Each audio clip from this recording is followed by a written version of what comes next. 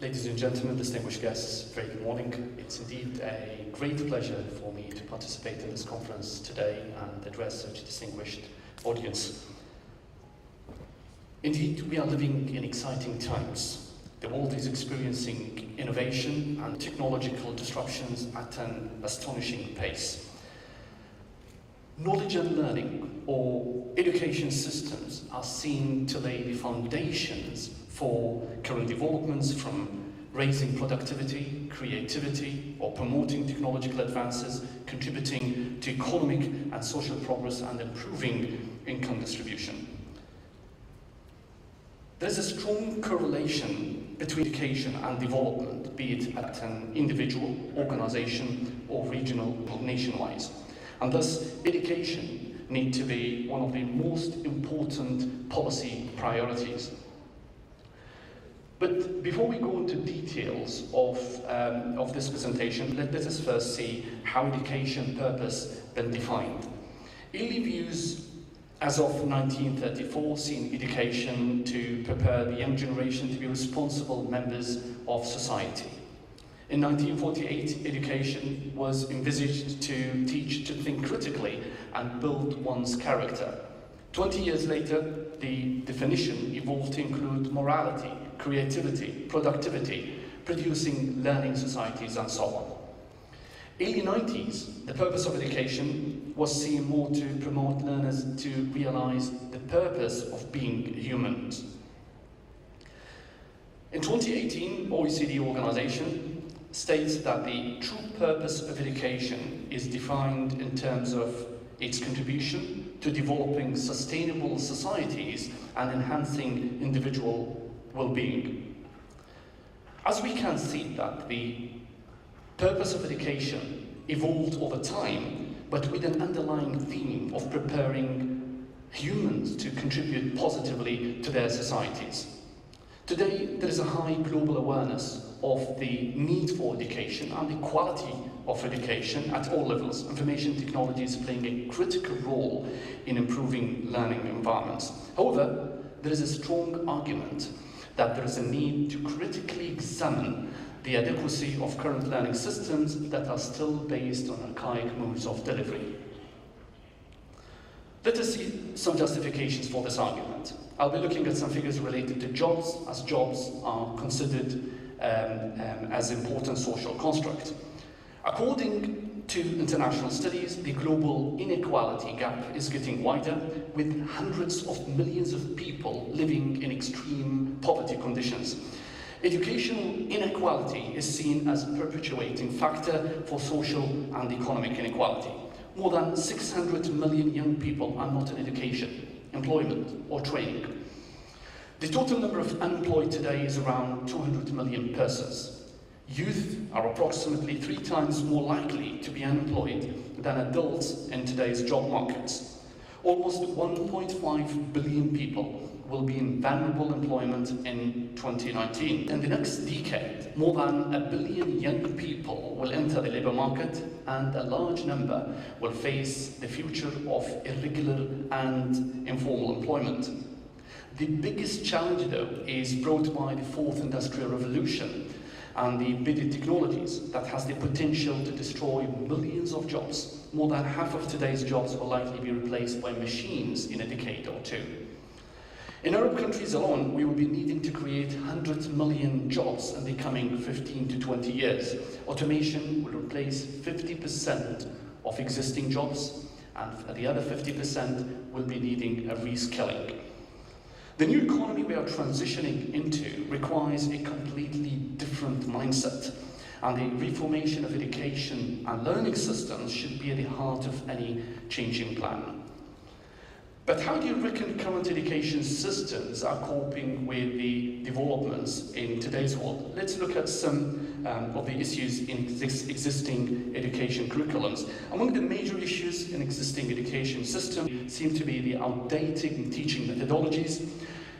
We have been using same methods to impart education for the past 150 years. As a result, current systems are seen to produce mass literacy, but unbalanced with employability requirements. Schools are focused on producing quantities of literates but not inclined towards quality of learning. Current curriculums also seem to be incapable of challenging mental capacities or critical thinking, but resorts to memorization and rote learning. Existing curriculums lack worldview, and thus learners have a limited understanding of global issues and important aspects like inclusivity, tolerance, and social justice. This ends up in the current curriculum being narrow and not designed towards meeting national goals for sustainable societies. The challenge then is that we are producing masses of literate, unemployable population. In other terms, this is simply a recipe for a disastrous national security that's going to hit the stability of countries. This is why we strongly believe that current education systems need to be drastically revolutionized. Coming from this understanding, we recently in the Arab League launched an initiative to promote digital transformation in the Arab region and support the development of sustainable social and economic systems. Key stakeholders participating with us in this work are Harvard University, Cairo University, United Nations, World Bank, along with other international institutions, as well as leading research centers and top practitioners from public and private sectors. In simple terms, the initiative is envisaged to contribute towards economic growth, job creation, promotion of innovation and competition, and supporting social welfare. Primarily, it will support the development of critical sectors, among which is education. We estimate that the contribution of the overall programs and projects in this initiative to add around $3 trillion to Arab's GDP over a period of 10 years. I'll quickly take you through our proposed education program. We aim, in very simple terms, to revamp existing education curriculum, making it more adaptive to the needs of the learner, simulate critical thinking, leveraging technology, transforming current roles of educators and instructors from merely being knowledge gatekeepers to facilitators of knowledge, and making learning a continuous process rather than being it confined within the boundaries of schools. Content-wise, the curriculum will be designed to address at least 100,000 global issues that we face today, and will be set to serve at least 100 million students in the Arab region and Africa, with more than 50 million contributors worldwide to provide a ratio of 2:1 from teacher to student perspective. To meet some of these objectives, the curriculum will be technology-driven, with redefined goals of education and building a universal learning environment. We envisage a key role for digital technologies, machine learning, artificial intelligence, neural networks, blockchain, other technologies will provide the desired transformation of the future of the learning. There are several areas where machine learning and artificial intelligence in specific are planned to contribute in our initiative. I'll talk about major areas. The first one being the personalization of the content. Artificial intelligence, through its ability to create patterns, it will present the learners with an education content that is meaningful and relevant to the learners, driven by the interest and often self-initiated.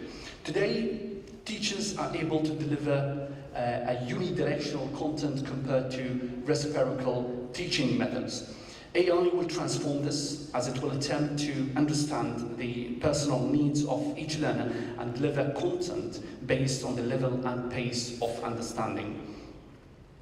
This should lay down the grounds for adaptive learning, as AI will adjust the content to provide unique learning experiences for understanding concepts, solving mathematical problems, and so on and so forth.